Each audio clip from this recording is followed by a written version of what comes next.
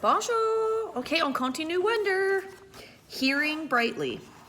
How can I describe what I heard when the doctor turned on my hearing aids? Or what I didn't hear? It's too hard to think of the words. The ocean just wasn't living inside my head anymore. It was gone. I could hear sounds like shiny lights in my brain. It was like when you're in a room where one of the light bulbs on the ceiling isn't working, but you don't realize how dark it is until someone changes the light bulb, and you're like, whoa, it's so bright in here. I don't know if there's a word that means the same as bright in terms of hearing, but I wish I knew one because my ears were hearing brightly now. How does it sound, Augie? Said the ear doctor. Can you hear me okay, bud? I looked at him and smiled, but I didn't answer. Sweetie, do you hear anything different? Said Mom. You don't have to shout, Mom. I nodded happily. Are you hearing better? Asked the ear doctor. I don't hear that noise anymore, I answered. It's so quiet in my ears. The white noise is gone, he said, nodding. He looked at me and winked. I told you you'd like what you heard, August. He made more adjustments on the left hearing aid. Does it sound very different? Mom asked. Yeah, I nodded. It sounds lighter. That's because you have bionic hearing now, bud, said the ear doctor, adjusting the right side. Now touch here. He put my hand behind the hearing aid. Do you feel that? That's the volume. You have to find the volume that works for you. We're going to do that next. Well, what do you think? He picked up a small mirror and had me look in the big mirror at how the hearing aids looked in the back. My hair covered most of the headband. The only part that peeked out was the tubing. Are you okay with your new bionic hearing aids? The ear doctor asked, looking in the mirror at me. Yeah, I said, thank you. Thank you so much, Dr. James, said Mom. The first day I showed up at school with the hearing aids, I thought kids would make a big deal about it, but no one did. Summer was glad I could hear better, and Jack said it made me look like an FBI agent or something. But that was it. Mr. Brown asked me about it in English class, but it wasn't like, what the heck is that thing on your head? It was more like, if you ever need me to repeat something, Augie, make sure you tell me, okay? Now that I look back, I don't know why I was so stressed about it all this time. Funny how sometimes you worry a lot about something and it turns out to be nothing. Via's secret. A couple days after the break ended, Mom found out that Via hadn't told her about a school play that was happening at her high school the next week. And Mom was mad. Mom doesn't really get mad that much, though Dad would disagree. But she was really mad at Via for that. She and Via got into a huge fight. I could hear them yelling at each other in Via's room. My bionic ears could hear Mom saying, "What is with you lately, Via? You're moody and cranky and secretive." "What's so wrong with me not telling you about a stupid play?" Via practically screamed back. "I don't even have a speaking part in it." "Your boyfriend does. Don't you want us to see him in it?" "No, actually, I don't." "Stop screaming," said Mom. "You screamed first. Just leave me alone, okay? You've been really good about leaving me alone my whole life, so why you chose high school to suddenly be interested in me, I have no idea." Then I don't know what Mom answered because it all got very quiet, and even my bionic ears couldn't pick up what they were saying. My cave. By dinner, they seemed to have made up. Dad was working late. Daisy was sleeping. She'd thrown up a lot earlier in the day, and Mom made an appointment to take her to the vet the next morning. The three of us were sitting down and no one was talking. Finally, I said, "So, are we going to see Justin in a play?" Via didn't answer but looked down at her plate. "You know, Augie," said Mom quietly, "I hadn't realized what play it was, and it really isn't something that would be interesting to kids your age." "So I'm not invited?" I said, looking at Via. "I didn't say that," said Mom. "It's just, I don't think it's something that you would enjoy." "You'd totally get bored," said Via, like she was accusing me of something. "Are you and Dad going?" I asked. "Dad'll go," said Mom. "I'll stay home with you." "What?" Via yelled at Mom. "Oh, great. So you're going to punish me for being honest by not going?" "You didn't want us to go in the first place, remember?" answered Mom. "But now you know about it. Of course I want you to go," said Via. "Well, I've got to weigh everyone's feelings here, Via," said Mom. "What are you two talking about?" I shouted. "Nothing," they both snapped at the same time. "Just something about Via's school that has nothing to do with you," said Mom. "You're lying," I said. "Excuse me," said Mom, kind of shocked. Even Via looked surprised. "I said you're lying," I shouted. "You're lying." I screamed at Via, getting up. "You're both liars. You're both lying to my face like I'm an idiot." "Sit down, Augie," said Mom, grabbing my arm. I pulled my arm away and pointed at Via. "You think I don't know what's going on?" I yelled. "You just don't want your brand new fancy high school friends to know your brother's a freak." "Augie," Mom yelled, "that's not true." Stop lying to Mom. Stop lying to me, Mom, I shrieked. Stop treating me like a baby. I'm not stupid. I know what's going on. I ran down the hallway to my room and slammed the door behind me so hard that I actually heard little pieces of the wall crumble inside the doorframe. Then I plopped onto my bed and pulled the covers up on top of me. I threw my pillows over my disgusting face and then piled all my stuffed animals on top of the pillows like I was inside a little cave. If I could walk around with a pillow over my face all the time, I would. I don't even know how I got so mad. I wasn't really mad at the beginning of dinner. I wasn't even sad. But then all of a sudden, it all just kind of exploded out of me. I knew Via didn't want me to go to her stupid play, and I knew why. I figured Mom would follow me into my room right away, but she didn't. So I wanted her to find her inside my cave of stuffed animals, so I waited a little more. But even after 10 minutes, she still didn't come in after me. I was pretty surprised. She always checks on me when I'm in my room upset about stuff. I pictured Mom and Via talking about me in the kitchen. I figured Via was feeling really, really, really bad. I pictured Mom totally laying on the guilt, and Dad would be mad at her when he came home too.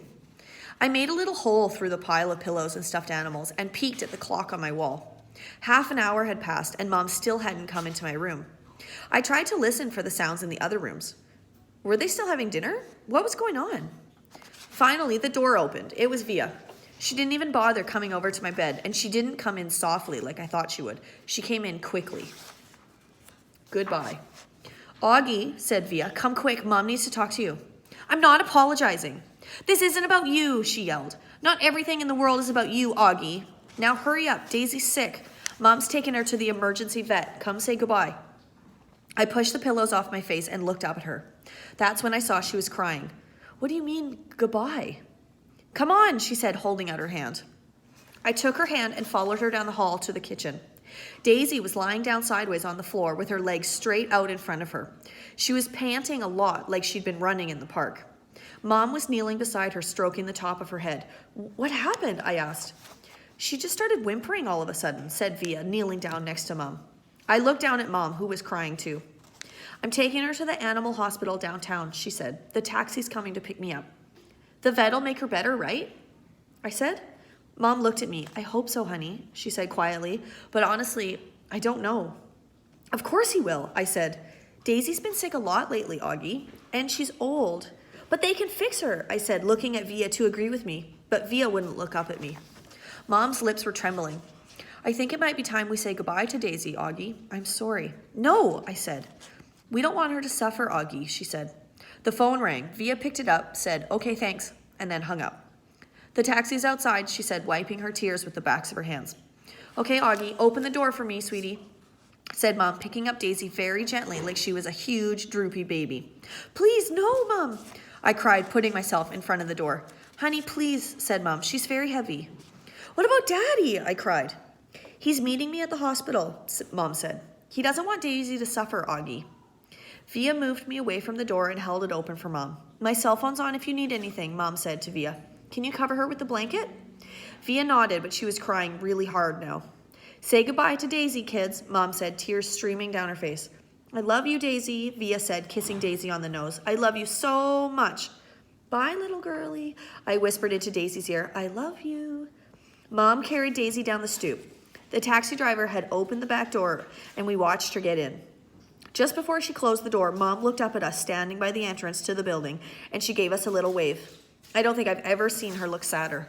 I love you, Mommy, said Via. I love you, Mommy, I said. I'm sorry, Mommy. Mom blew a kiss to us and closed the door. We watched the car leave, and then Via closed the door. She looked at me a second, and then she hugged me very, very tight, while we both cried a million tears. Daisy's toys.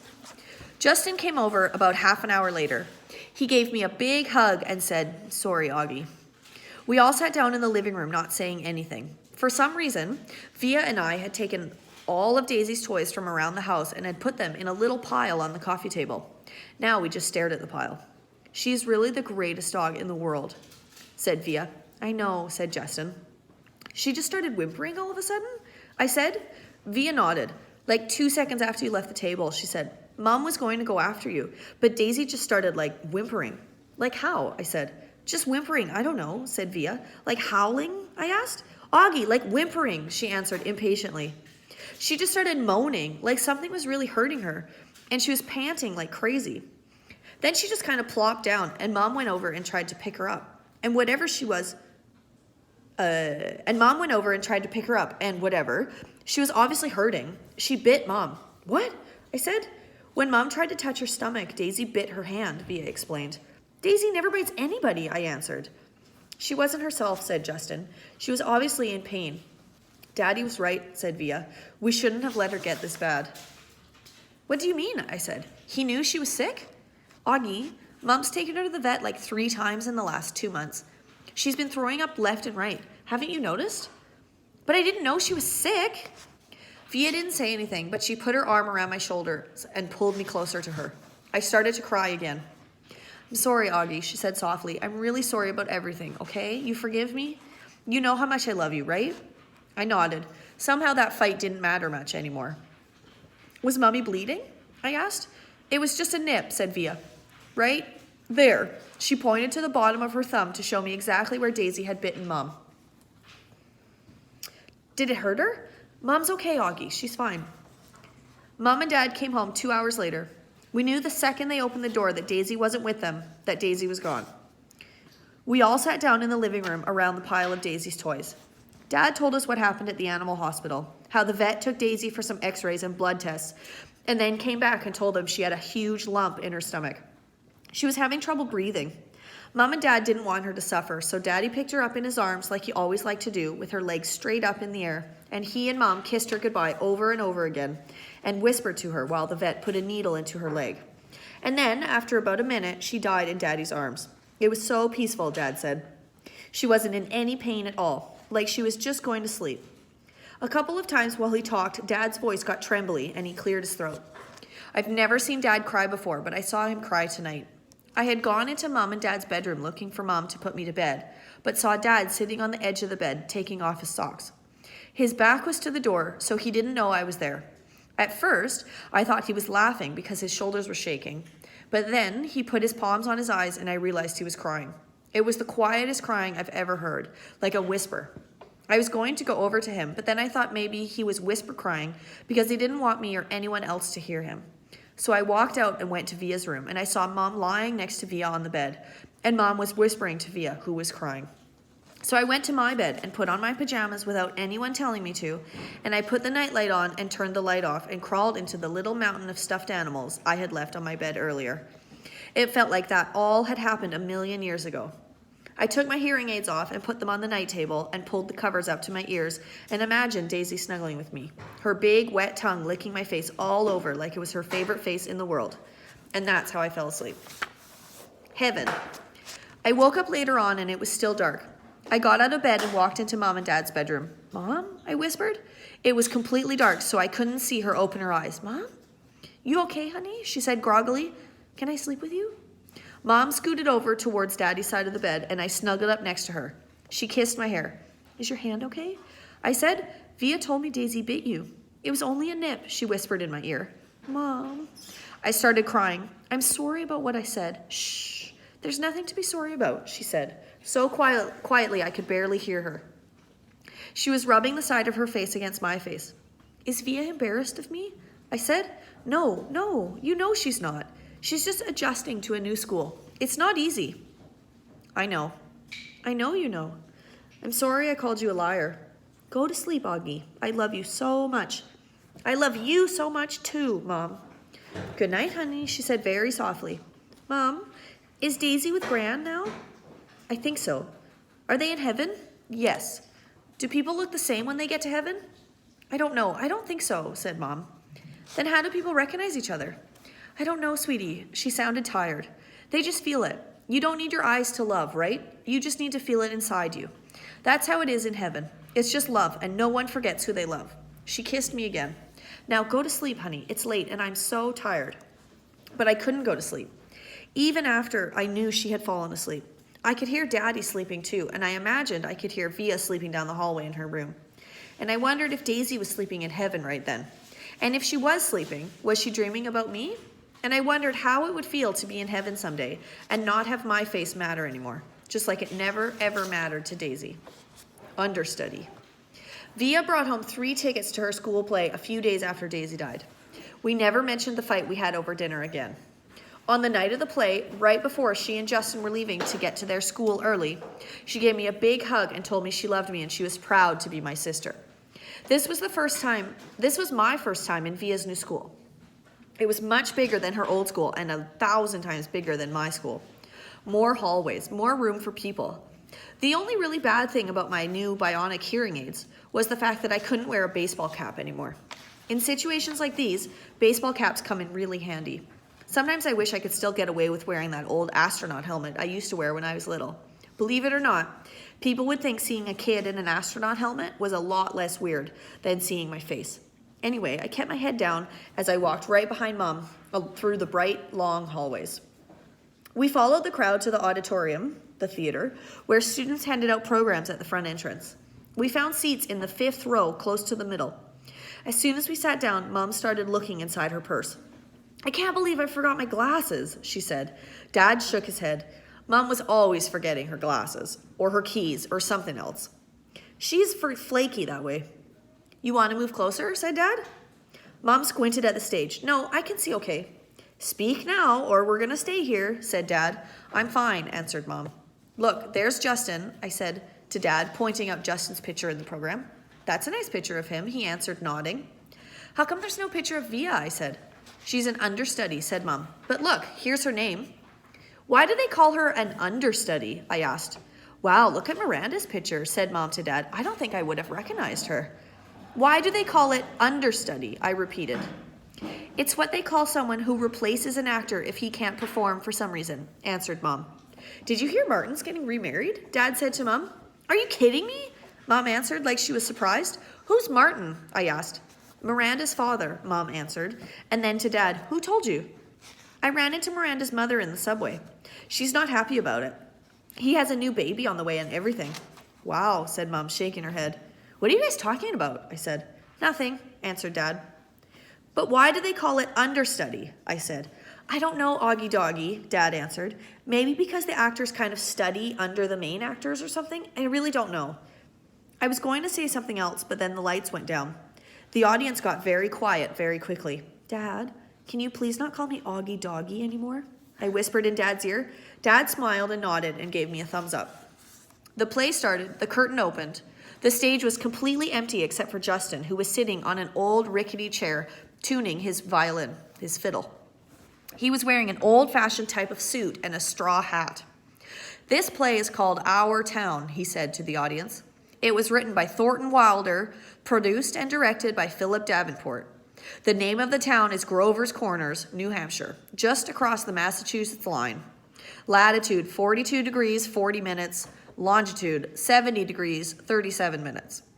The first act shows a day in our town. The date is May 7, 1901. The time is just before dawn." I knew right then and there that I was going to like the play. It wasn't like other school plays I've been to, like The Wizard of Oz or Cloudy with a Chance of Meatballs. No, this was a grown-up seeming, and I felt smart sitting there watching it. A little later in the play, a character named Mrs. Webb calls out for her daughter, Emily. I knew from the program that that was the part Miranda was playing, so I leaned forward to get a better look at her. "That's Miranda," Mom whispered to me, squinting at the stage when Emily walked out. "She looks so different." "It's not Miranda," I whispered. "It's Via." "Oh my gosh," said Mom, lurching forward in her seat. "Shh," said Dad. "It's Via," Mom whispered to him. "I know," whispered Dad, smiling. "Shh." The ending. The play was so amazing. I don't want to give away the ending, but it's the kind of ending that makes people in the audience teary. Mom totally lost it when Via, as Emily, said, "Goodbye, goodbye world, goodbye Grover's Corners, Mama and Papa. Goodbye to clocks ticking and Mama's sunflowers, and food and coffee, and new iron dresses and hot baths, and sleeping and waking up. Oh, Earth, you're too wonderful for anybody to realize you." Via was actually crying while she was saying this, like real tears. I could see them rolling down her cheeks. It was totally awesome. After the curtain closed, everyone in the audience started clapping. Then the actors came out one by one. Via and Justin were the last ones out, and when they appeared, the whole audience rose to their feet. "Bravo!" I heard Dad yelling through his hands. Why is everyone getting up? I said. It's a standing ovation, said Mom, getting up. So I got up and clapped and clapped. I clapped until my hands hurt. For a second, I imagined how cool it would be to be Via and Justin right then, having all these people standing up and cheering for them. I think there should be a rule that everyone in the world should get a standing ovation at least once in their lives. Finally, after I don't know how many minutes, the line of actors on stage stepped back and the curtain closed in front of them. The clapping stopped and the lights went up and the audience started getting up to leave. Me and Mom and Dad made our way to the backstage. Crowds of people were congratulating the actors, surrounding them, patting them on the back. We saw Via and Justin at the center of the crowd, smiling at everyone, laughing and talking. Via, shouted Dad, waving as he made his way through the crowd. When he got close enough, he hugged her and lifted her off the floor a little. You were amazing, sweetheart. Oh my gosh, Via, Mom was screaming with excitement. Oh my gosh, oh my gosh. She was hugging Via so hard I thought Via would suffocate, but Via was laughing. You were brilliant, said Dad. Brilliant, Mom said, kind of nodding and shaking her head at the same time. And you, Justin, said Dad, shaking Justin's hand and giving him a hug at the same time. You were fantastic. Fantastic, Mom repeated. She was, honestly, so emotional she could barely talk. What a shock to see you up there, Via, said Dad. Mom didn't even recognize you at first, I said. I didn't recognize you, said Mom, her hand over her mouth. Miranda got sick right before the show started, said Via, all out of breath. There wasn't even time to make an announcement. I have to say, she looked kind of strange because she was wearing all this makeup, and I'd never seen her like this before. And you just stepped in there right at the last minute, said Dad. Wow. She was amazing, wasn't she? Said Justin, his arm around Via. There wasn't a dry eye in the house, said Dad. Is Miranda okay? I said, but no one heard me. At that moment, a man, who I think was their teacher, came over to Justin and Via, clapping his hands. Bravo, bravo, Olivia and Justin. I flubbed a couple of lines, said Via, shaking her head. But you got through it, said the man, smiling ear to ear. Mr. Davenport, these are my parents, said Via. You must be so proud of her, he said, shaking their hands with both his hands. We are. And this is my little brother, August, said Via. He looked like he was about to say something, but suddenly froze when he looked at me. Mr. D, said Justin, pulling him by the arm, come meet my mom. Via was about to say something to me, but then someone else came over and started talking to her, and before I knew it, I was kind of alone in the crowd. I mean, I knew where Mom and Dad were, but there were so many people all around us, and people kept bumping into me, spinning me around a bit, giving me that 1-2 look, which made me feel kind of bad. I don't know if it was because I was feeling hot or something, but I kind of started getting dizzy. People's faces were blurring in my head, and their voices were so loud it was almost hurting my ears. I tried to turn the volume down on my bionic ears, but I got confused and turned them louder at first, which kind of shocked me. And then I looked up and I didn't see Mom or Dad or Via anywhere. Via! I yelled out. I started pushing through the crowd to find Mom. Mom! I really couldn't see anything but people's stomachs and ties all around me. Mom! Suddenly, someone picked me up from behind. Look who's here, said a familiar voice, hugging me tight. I thought it was Via at first, but when I turned around, I was completely surprised. Hey, Major Tom, she said. Miranda, I answered, and I gave her the tightest hug I could give. C'est tout. Merci.